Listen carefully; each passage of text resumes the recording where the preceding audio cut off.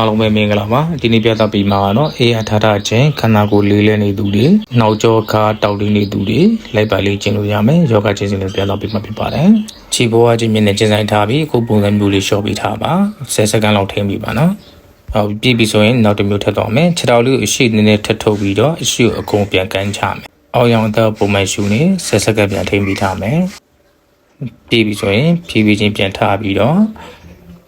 ခြေတော်တစ်ချောင်းအတွင်းထဲမှာတစ်ချောင်းအရှိလေးကိုထုတ်ထားမယ်နည်းနည်းလေးပဲထုတ်မယ်နော်ရှူရင်ခါကိုဆန်ပြီးထုတ်ရင်ရှူကိုကန်ချမယ်ချက်ချင်းတန်းကနေစက္ကန့်ဆိုမပြီးချနဲ့နော်လက်ဖြားလေးတွေအရင်ထောက်ပြီးတော့မှအတက်နိုင်ဆုံးဖြည်းဖြည်းချင်းဆင်းမယ်သူ့ကိုလည်း10စက္ကန့်ထိပြီးမယ်စက္ကန့်လုံးရင်ပေါင်ပြင်ကြောတွေတစ်ကောက်ွက်ကြောလေးတွေတင်တက်တယ်နော်ဟုတ်ပြီပြီးရင်ပတ်ပြောင်းမယ်ရှူ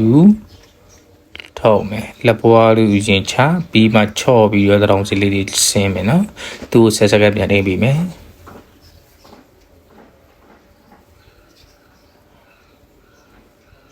ဟုတ်ပြီအောက်ရောင်သက်ပုံမှန်ရှူနေပြည့်ပြီဆိုရင်ဖြည်းဖြည်းချင်းပြန်ထားမယ်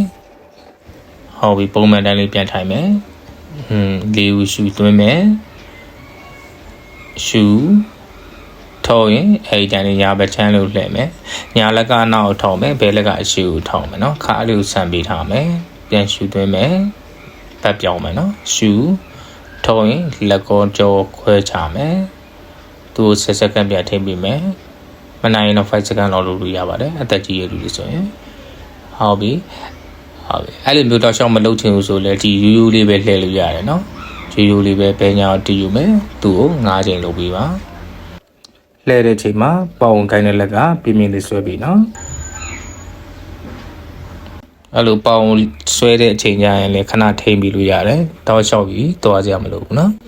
အားလုံးပဲလက်ပတ်လေးချင်းကြည့်ပါကျေးဇူးတင်ပါတယ်ကိုယ်စိတ်နဲ့ပြအချမ်းမှချမ်းသာကြပါစေ